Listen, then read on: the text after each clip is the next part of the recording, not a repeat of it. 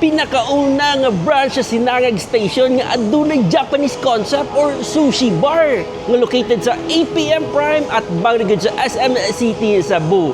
Kuyugi ko ninyo sa kining video kay mga onta. Mao na nito gipang order diri sa Sinangag Station nga pinakabag-o nila nga branch diri sa APM Prime nga located sa SM City Cebu. So they are open from 7 a.m. hangtod 11 p.m. Well, pinakauna nato gitilawan ang ilahang super sinigang. Nga grabe ka loaded sa karne, piso kayong sabaw, din ang utan, ang dahon, ang batong.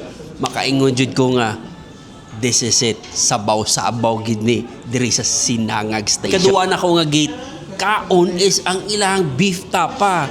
So from 2004, the price of their beef tapa is 29 pesos. So Sinangag Station has been operating for 24 years na gyud sila mga kamedya, and they have 10 branches around Visayas. Anyway mga kamedya, ang ilang beef tapa, ang consistency, believe jud ko, ang lasa, ang kahumukon ug ang size gani, grabe ka abundant, dako gud siya nga serving, and then ang rice busok jud, ug ang ganahan jud nako ang malasado nila nga egg. Mo ginaong ganahan gyud ang malasado nila nga egg, then sagol sa rice, then butangan og kaning mga gi-chop nga onions, tomato and vinegar. Perfect kayo meal. And of course, after the beef tapa, gitilawan po nako ang ilang adobo ni Dong, which is adobo nga maanok, and then pork food nga adobo, and then na ashay egg. Makaingon po ko nga kanis piso kayo ang lasa, and then dili siya overpower, humok, and abundant po ang serving. Then next is ang talong na mausod ning paborito ni Mrs. Pod. Mao ning kasagaran niya nga order on every time nga naaming meal. Mura siya maoy a la carte na mo. So for example, mag-order mig duha ka tapsilog o usa ka tapsilog, then iyan ni Mrs. bacon, egg and rice. Di gina mawagtang ang talong yun. And then ang sashimi tuna, grabe ka fresh ko or fresh gyud.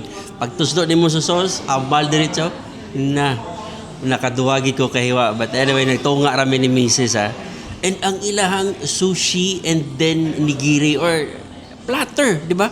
Platter nga sushi and nigiri. Maraingon ka nga, wow, dako siyang slicing sa maki roll, and then kompleto na sa daw, ubay-ubay na sa nga mga matilawan ni mo nga mga Japanese rolls. Oh, something a platter. And then, what the best is, makita ni mo ang pagbuhat sa ilang mga sashimi and nigiri. Because open bar or open sashimi bar or Japanese bar, naragid, pwede ni mo makalili or makalingkod na ka diya. Diya ka maglanlan sa imong gusto nga sashimi or maki roll. So, syempre, dili dyan mawala ang original nila. Like the bacon silog, ang ilahang bangus silog, nga dagko kay giwa nya, boneless na mga kamedya nya, barato ra pang masa ang presyo. Ug ang Spanish sardines, wow. Anyway, so while nag-wait ka sa imong food, naa sila ay complimentary nga sabaw.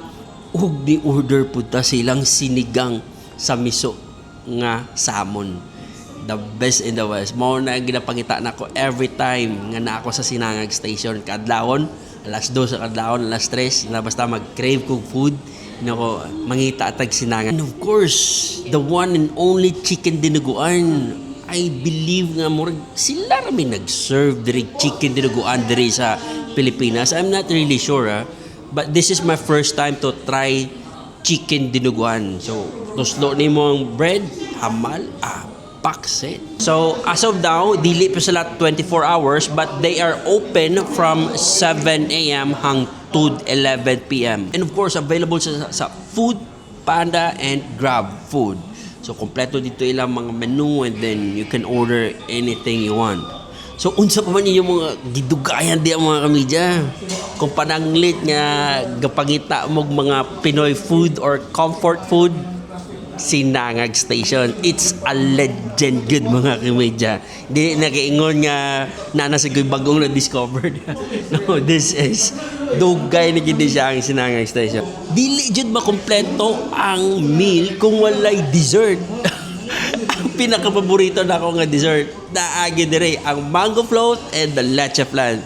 Pero dili ra kana aduna po like carrot cake and choco moist.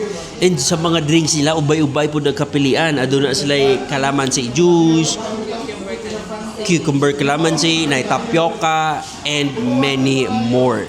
So, yeah, if you want refreshers or gusto pa nimo nga mga inuno nga refreshing kayo diri sa Sinangag. Aduna po sila yung mga shakes like mango shake, di ba? And many more. So dili na kay mao nila mga pagkaon na ubay-ubay gud ang mapilian nimo diri basta when it comes to silog mga kamedya. Right, so that's it mga kamedya. Take note, Sinangag Station here at 8 PM Prime at bang lagi sa SM City Cebu. Opens na from 7 AM hangtod 11 PM. Thank you so much for watching this video here at Stanley Media together with Sinangag Station. Bye-bye.